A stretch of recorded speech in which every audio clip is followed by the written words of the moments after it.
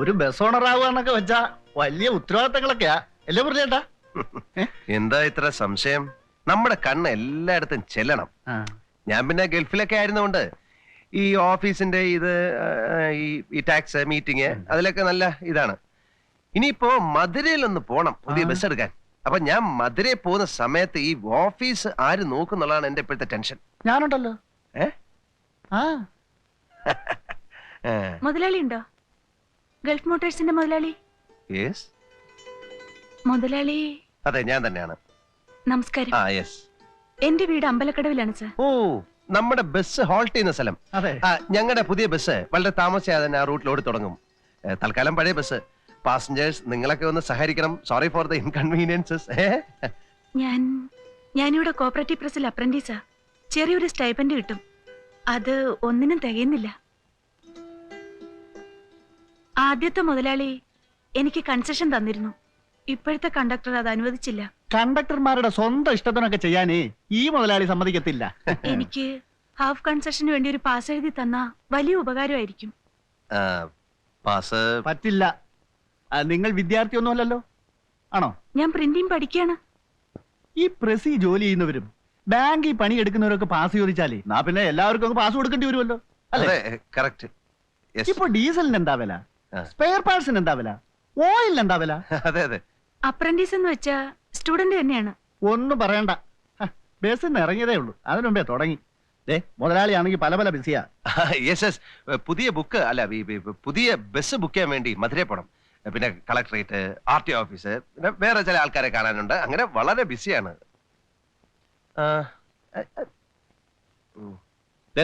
നിങ്ങളൊന്ന് പോയി തന്നെ. ബഹളം വയ്ക്കൊന്നും വേണ്ട. ഞാൻ പിടിച്ചു പറിക്കാനും കക്കാനും വന്നൊന്നും അല്ലല്ലോ. പറ്റില്ലെങ്കിൽ അത് പറഞ്ഞ മതി. പറ്റില്ല. അല്പന അർത്ഥം കിട്ടിയ അർദ്ധരാത്രി കൊട പിടിക്കുമെന്ന് കേട്ടിട്ടുണ്ട്. ഇപ്പൊ അത് കണ്ടു. ഒരു തുക്കട ബസും തുക്കട മുതലാളി. ഈ കുട്ടി എന്താ ഇങ്ങനെയൊക്കെ പറയുന്നത്? ഒരു പാസ് കൊടുക്കാമായിരുന്നല്ലേ? മുരളിയേട്ടന്റെ മനസ്സ് പെട്ടെന്ന് അലിയുന്നതാ. ബിസിനസിന് അത് പറ്റില്ല. ഒരു മുതലാളിക്ക് എപ്പോഴും അതിൻ്റെതായ ഒരു ഗൗരവം വേണ്ടേ?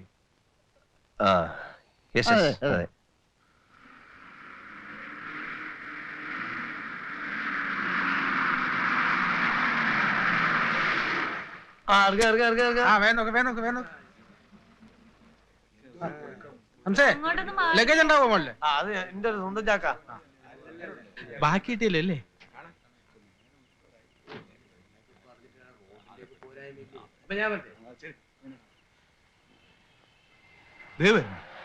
എന്തൊരു അക്രമം നോക്കി. വെറുതെ ഒരു മനുഷ്യർ ടാക്സി ഇതിന്റെ പിന്നാലെ എടുക്കാം. നമ്മൾ എന്തെങ്കിലും കൊണ്ട് ആകാശത്ത് പറക്കാൻ പോവാ. ആഗ്രഹം ഉണ്ടാവില്ല ചാത്തു പിടിച്ചാ.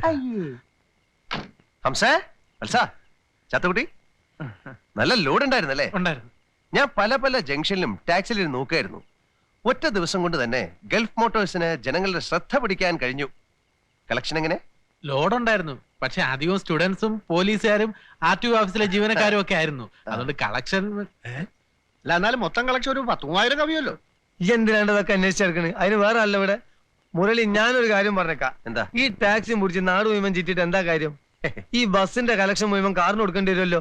ഒന്നുമില്ല, ഇന്ന് ഉദ്ഘാടന ദിവസം ആയതുകൊണ്ട് എടുത്തല്ലേ. നാളെ മുതൽ എല്ലാ ട്രിപ്പിലും ബസ്സിൽ ഞാനുണ്ടാവും. ഞാനും. ഈ ഓണറും പാസഞ്ചേഴ്സും തമ്മിൽ നല്ലൊരു ബന്ധം സ്ഥാപിക്കുന്നത് എപ്പോഴും നല്ലതാ, അല്ലേ വത്സ? അതെ അതെ. ഓ, ബസ്സാണല്ലേ? ഹലോ ഹലോ, അത് വേണ്ട കേട്ടോ. ആര് പറഞ്ഞിടാ മനുഷ്യന് മാർഗതടസ്സം സൃഷ്ടിക്കാൻ ബസ് ഇവിടെ കൊണ്ടിടാൻ? നാളെ മുതൽ ബസ് ഇവിടെ കൊണ്ടിട്ട ഞാൻ അതിനെ ഇടിച്ചു തല്ലിപ്പൊളിയാക്കും. നോക്കിക്കോ, ഞാൻ ആരാണെന്നറിയാവോടാ? ഞാനിവിടെ വന്നേ പിന്നെ വെട്ടാകുളം വെട്ടിച്ച്, ഞാനിവിടെ വന്നേ പിന്നെ. ഈ നാട് അത്ര സുഖകരമാണെന്ന് തോന്നുന്നില്ലല്ലോ. അയ്യോ ഇല്ല, ഒരു പ്രോബ്ലം ഇല്ല. എല്ലാരും വളരെ ഹാപ്പിയാണ്. കണ്ടില്ലേ?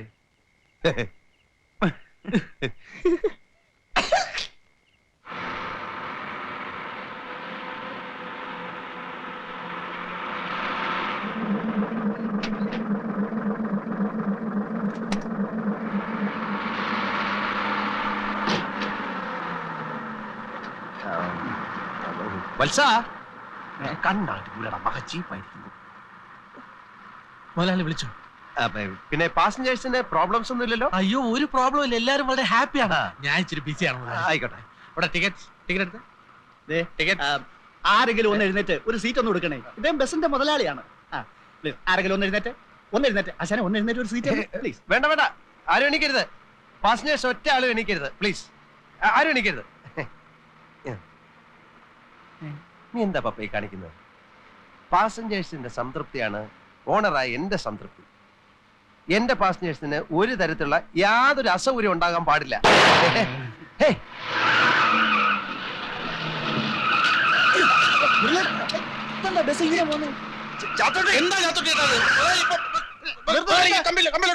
പാസഞ്ചേഴ്സിന് ഒരു തരത്തിലുള്ള അസൗകര്യവും ഉണ്ടാവാൻ പാടില്ല. ഓണർ ഒരു പുതിയ ടയർ ഒന്ന് വാങ്ങിട്ടൂടെ? വത്സ,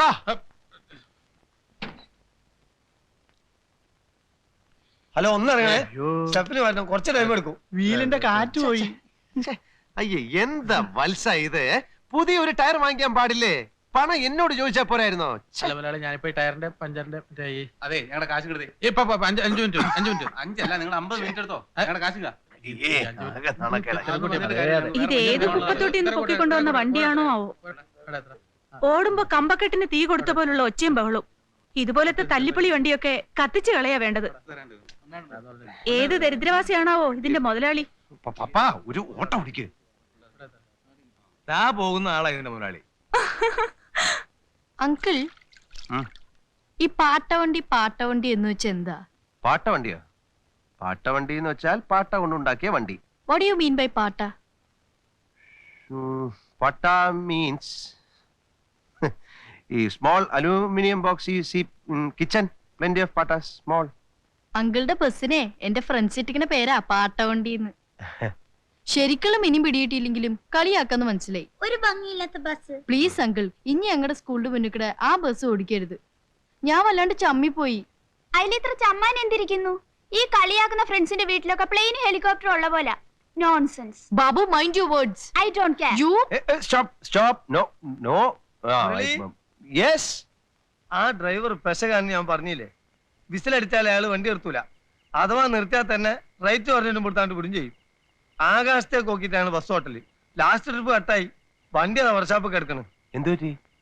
ആ പാണത്തൂർ ജംഗ്ഷനിലെ പെട്ടിക്കടല്ലേ, തവിട്ട് പൊടിയാക്കി ഇടിച്ചാണ്ട് കയറ്റി കൊടുത്ത്. സൈഡ് കൊടുത്താണെങ്കിൽ പോട്ടെ, ഭാഗ്യത്തിന് ആളപായൊന്നും ഉണ്ടായില്ല.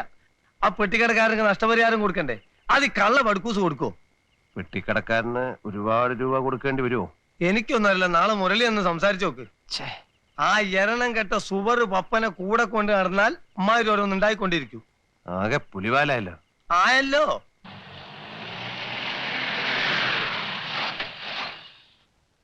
ആ മാന്യൻ എവിടെ? ഏത് മാന്യൻ? 8,000 ചില്ലാനം രൂപ ഞാൻ ആ പെട്ടിക്കടക്കാരന് കൊടുത്തിട്ട് വരിക. കുറെ ചീത്തയും കിട്ടു. ആ കണ്ണുകൂട്ടനെ ബസിന്റെ അകത്ത്. ഓഹോ, സുഖിച്ചിരിക്കാണല്ലേ ഇവിടെ? താൻ എവിടുത്തെ മിലിറ്ററി ഡ്രൈവറാണോ? കുന്നിലും മലയിലും വണ്ടി ഓടിച്ച് പ്രഗത്ഭനാണത്രേ. എവിടെ നോക്കിയാണോ വണ്ടി ഓടിക്കുന്നത്? ഞാൻ മനഃപൂർവ്വം ചെയ്തതല്ലോ മുതലാളി.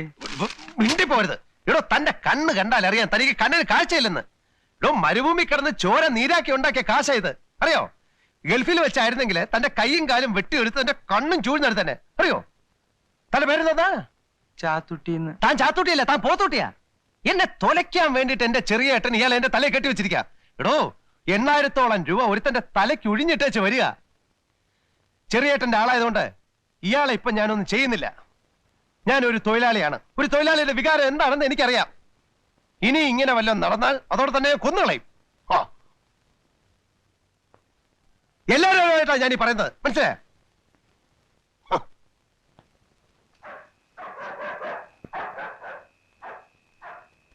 അങ്കിൾ, രണ്ടുപേരും അങ്കിളിനെ കാണാൻ വന്നിരിക്കുന്നു. ആരാ?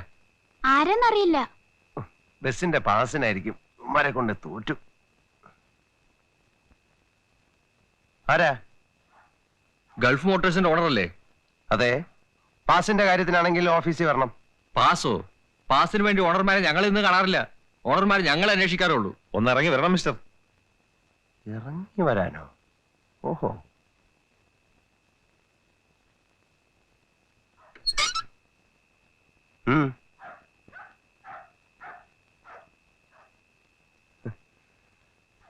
ഇങ്ങോട്ട് വരണം. ഗൾഫിലായിരുന്നല്ലേ? അതെ. ആ അതുകൊണ്ട് ചിലപ്പോ പ്രഭാകരൻ സാറിനെ പറ്റി കേട്ട് കാണില്ല. KBTUവിന്റെ താലൂക്ക് സെക്രട്ടറി. KBTU എന്ന് വെച്ചാ? കേരള ബസ് തൊഴിലാളി യൂണിയൻ. ഓ ലോക്കൽ കമ്മിറ്റി ഓഫീസിൽ വന്നപ്പോഴാണ് വിവരം അറിഞ്ഞത്. മൂരാച്ചികളുടെയും ബൂർഷ്വാസികളുടെയും നാട്ടിൽ നിന്ന് വന്ന ആളായതുകൊണ്ട് ധിക്കാരം അല്പം കൂടുതലായിരിക്കും എന്നറിയാം. പക്ഷേ രാഷ്ട്രീയ പ്രബുദ്ധിയുള്ള തൊഴിലാളികളുടെ നാട്ടിൽ കൂടി ബസ് ഓടിക്കുമ്പോൾ ചില കാര്യങ്ങൾ മനസ്സിലാക്കുന്നത് നന്നായിരിക്കും. എന്താ ഇപ്പൊ പ്രശ്നം? ഇന്നത്തെ തൊഴിലാളി ആത്മാഭിമാനമുള്ളവനാണ്. അടിച്ചമർത്താൻ ശ്രമിച്ചാൽ കൂടുതൽ ശക്തിയോടെ അവൻ ഉയർത്തെഴുന്നേൽക്കും. ഇതൊക്കെ എന്നോട് പറയുന്നത് എന്തിനാ? നിങ്ങളുടെ ഡ്രൈവർ ചാത്തുട്ടി അത്തരത്തിലൊരു തൊഴിലാളിയാണ്. അയാളെ നിങ്ങൾ കണ്ണുപൊട്ടനെന്ന് വിളിച്ചു. ഇനി വല്ല അപകടം ഉണ്ടായാൽ അയാളെ കുന്നുകളെയും നിങ്ങൾ ഭീഷണിപ്പെടുത്തി. ആരാ നിങ്ങൾ? യമധർമ്മനോ? റോഡിൽ ഓടുന്ന വണ്ടി ചിലപ്പോ മറിയും, ചിലപ്പോ ഇടിക്കും എന്ന് വെച്ചൊരു തൊഴിലാളി അവമാനിക്കാൻ ആരാ നിങ്ങൾക്ക് ലൈസൻസ് തന്നത്? ആ അത് ശരി. അപ്പൊ ഞാൻ പെട്ടിക്കടക്കാരന് കൊടുത്ത 8000 രൂപയോ? നിർത്താം ഹേ നിങ്ങളുടെ രൂപ. എല്ലാ ബൂർഷ്വാസിയും അവന്റെ രൂപം കൊണ്ടാണ് മനുഷ്യത്വത്തെ അളക്കുന്നത്. ഇനി ഇങ്ങനെ വല്ല സംഭവം ഉണ്ടായാൽ തൊഴിലാളി ആരാണെന്ന് നിങ്ങൾ അറിയും. അത്രേ ഞാനിപ്പോ പറയുന്നുള്ളൂ.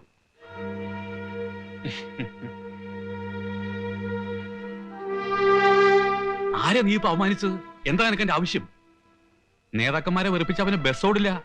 മന്ത്രിമാര് പോലും പേടിക്കുന്ന തൊഴിലാളി നേതാവാ പ്രഭാകരൻ. ചേട്ടൻ എന്തറിഞ്ഞിട്ടായി പറയുന്നത്? ബസ് കയറ്റി കട പൊളിച്ചതിന് 8000 രൂപ കൊടുത്തത് ഞാനാ. അതിന് ഞാൻ ആ ഡ്രൈവറെ ഒന്ന് ദേഷ്യപ്പെട്ടു പോയി. അതാ കുഴപ്പം. തൊഴിലാളികളുടെ കാല് പിടിച്ചിട്ടാണ് ഞാൻ ഹോട്ടൽ നടത്തുന്നത്. നമുക്ക് ദേഷ്യം വരരുത്. അഥവാ ദേഷ്യം വന്നാൽ തന്നെ അത് പ്രകടിപ്പിക്കരുത്. മനസ്സിൽ എത്ര ദേഷ്യം ഉണ്ടെങ്കിലും ചിരിച്ച മുഖത്തോടു കൂടി വേണം ഇപ്പോഴത്തെ തൊഴിലാളിയോട് സംസാരിക്കാൻ. മനസ്സിലായോ?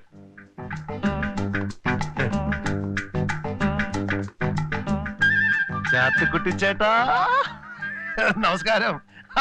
പിന്നെ എന്തൊക്കെയുണ്ട് ചാത്തുക്കുട്ടി ചേട്ടാ പേപ്പറിലെ വിശേഷങ്ങള്? ചാത്തുക്കുട്ടി ചേട്ടൻ രാവിലെ എന്ത് കഴിച്ചു? ഇത്രയും ദിവസമായിട്ട് ചാത്തുക്കുട്ടി ചേട്ടന്റെ വീട്ടിൽ ആരൊക്കെ ഉണ്ട് എന്ന് ഞാൻ അന്വേഷിച്ചിട്ടില്ല. പിന്നെ ആരൊക്കെ ഉണ്ട്, എത്ര കുട്ടികളുണ്ട്?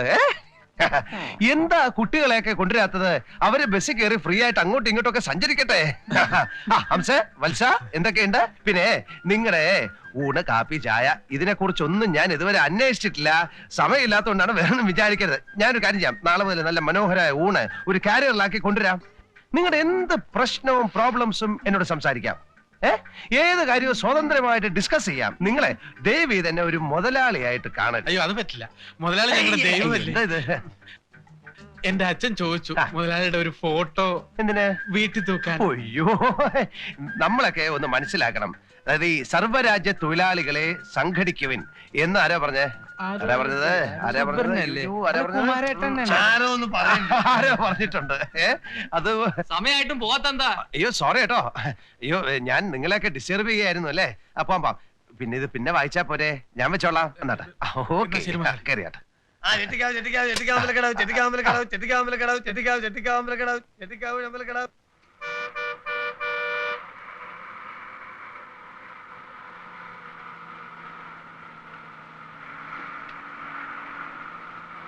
ബുദ്ധിമുട്ടില്ലെങ്കിൽ കുറച്ച് മുതലാളിയാ. ഹംസേ, നമ്മുടെ വത്സ നല്ല മിടുക്കനല്ലേ? വലിയ മോശം പറഞ്ഞൂടാ. അങ്ങനെയല്ല. അവന്റെ വിനയവും പിന്നെ മര്യാദയും പാസഞ്ചേഴ്സിന് അടുത്തുള്ള പെരുമാറ്റവും കണ്ടക്ടേഴ്സ് ആയാലും ഇങ്ങനെ വേണം.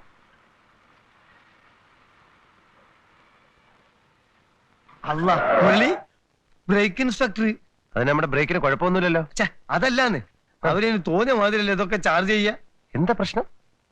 വത്സ, ആ കടലാസ് അങ്ങോട്ട് എടുത്തോ. ബ്രേക്ക് ഇൻസ്പെക്ടർ ചെയ്യാൻ വെച്ചിട്ടുണ്ട്. ട്രിപ്പ് ഓടുമ്പോ പിടിക്കുന്നത് കഷ്ടാ. ബസ് ഇറങ്ങുന്നതിന് മുമ്പ് നിങ്ങൾ ഇൻസ്പെക്ടറെ പോയി കണ്ടില്ലേ? ഇല്ല, ഞാൻ ഓർത്തില്ല. പിന്നെ നിങ്ങൾ എന്തോർത്തിരിക്കുന്നു? വേൻ ചെല്ലു, മൂപ്പർക്ക് ചൂടാവേണ്ടേന്. പുതിയ ആളാ, വലിയ കടുംപിടുത്തക്കാരനെന്നാ കേട്ടത്. അതിന് നമുക്കെന്താ പ്രശ്നം? നമ്മുടെ ബസ്സിന് കുഴപ്പമൊന്നുമില്ലല്ലോ, പിന്നെന്താ പേടിക്കാൻ? എന്നാ മുതലാളിയും കൂടെ. ഓക്കെ, ഞാനും വരാം. ഓണർ എന്ന് പറയുമ്പം ഒരു റെസ്പെക്ട് ഉണ്ടാവൂല്ലേ? പിന്നെ ഈ ഓണർമാരും ഉദ്യോഗസ്ഥന്മാരും തമ്മിൽ നല്ല ബന്ധമായിരിക്കണം. ഇവരൊക്കെ എങ്ങനെ ഡീൽ ചെയ്യണമെന്ന് ഞാൻ കാണിച്ചു തരാം. എപ്പോഴും ഞാൻ ഉണ്ടാവില്ലല്ലോ. Okay. Muraleedharan, very glad to meet. ഇവിടെ RCM CL ഒക്കെ. മുരളീധരൻ. എത്രയാ time? Time is 10:30 sir. Sorry, എന്റെ വാച്ച് 3 മിനിറ്റ് ഫാസ്റ്റ് ആണ്. സാറിന്റെ എത്രയായി? സ്റ്റാൻഡിൽ നിന്ന് ബസ് പുറപ്പെടേണ്ട ടൈമാ ചോദിച്ചത്. 10 മണിയാണ് സാർ. എത്ര ആളുണ്ട് ബസ്സിൽ? ഒരു 40, 45, 50 പേരുണ്ടാവും സാർ. സ്റ്റാൻഡിങ് എത്ര? എല്ലാം കൂടെ ചേർത്താണ് സാർ. അതല്ല കൂടുതലുണ്ടല്ലോ. ഇല്ല സാർ. ഉണ്ടെങ്കിൽ 65 കുറയാതെ ഉണ്ട്. ചിലപ്പോ അപ്പൊ ആദ്യം പറഞ്ഞത് നുണ അല്ലേ? കണ്ടീഷൻ മോശമായ ഇതുപോലുള്ള ഒരു ബസ്സിൽ ഓവർലോഡ് ചെയ്യാൻ സമ്മതിക്കില്ല. സാർ പുതിയ ബസ്സിന് ഞാൻ ബുക്ക് ചെയ്തിട്ടുണ്ട് സാർ. അറിയും. I am Gulf Motors. അല്ല, owner of the Gulf motor. I won't allow anybody to violate the rules. Time schedule exhibit ചെയ്തിട്ടുണ്ടോ? അത് പിന്നെ പാർട്ടി പെർമിറ്റ്? അത് നോൺസെൻസ്. കുറെ ആളെയും കയറ്റി ടിക്കറ്റും കൊടുത്ത് അങ്ങ് ഓടുകയാണല്ലേ. ഫിറ്റ്നസ് സർട്ടിഫിക്കറ്റിന് പോലും അർഹതയില്ലാത്ത വണ്ടി, പിന്നെ വയലേഷൻ ഓഫ് പെർമിറ്റ് കണ്ടീഷൻസും. നോ ഞാൻ സമ്മതിക്കില്ല. സാർ ഒക്കെ ശരിയാക്കാം സാർ. സാർ പിന്നെ ഞാൻ ഗൾഫിലായിരുന്നു സാർ. അപ്പൊ NRE അക്കൗണ്ടിൽ എനിക്ക് കേൾക്കണ്ട. രൂപ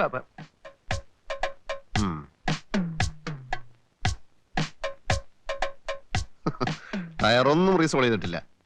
ഇങ്ങനൊരു വണ്ടി ഓടിയിട്ട് ഇപ്പൊ ഒരു കാര്യമില്ല. ഫസ്റ്റ് എയ്ഡ് ബോക്സിൽ മെഡിസിൻസ് ഉണ്ടോ? ഉണ്ട് സാർ. നല്ല വില കൂടിയ മരുന്നുകൾ വാങ്ങിക്കാൻ ഞാൻ പറഞ്ഞിട്ടുണ്ട് അല്ലേ? Let me see it.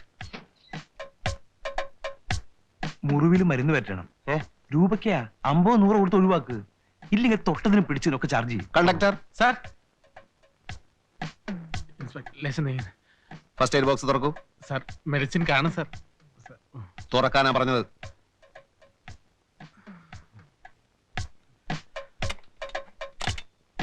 Sir തുറക്കൂ.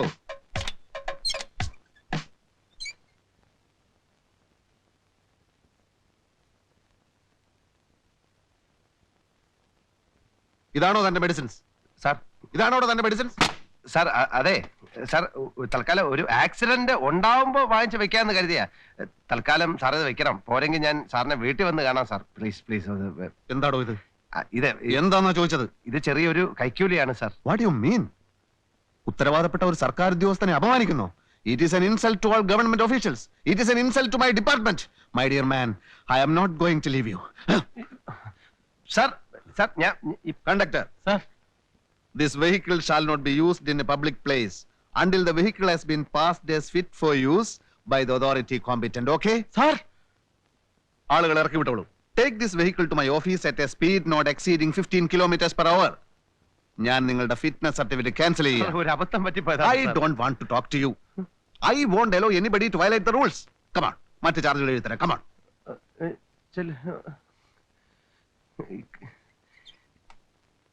കൈക്കൂലി കൊടുത്തതാണ് അബദ്ധമായത്. ഈ ദ്രോഹിയുടെ വാക്ക് കേട്ട് പിന്നെ ഞാൻ മനസ്സിൽ എത്ര ദേഷ്യം ഉണ്ടെങ്കിലും ചിരിച്ച മുഖത്തോടു കൂടി വേണം ഇപ്പോഴത്തെ തൊഴിലാളികൾ സംസാരിക്കാൻ.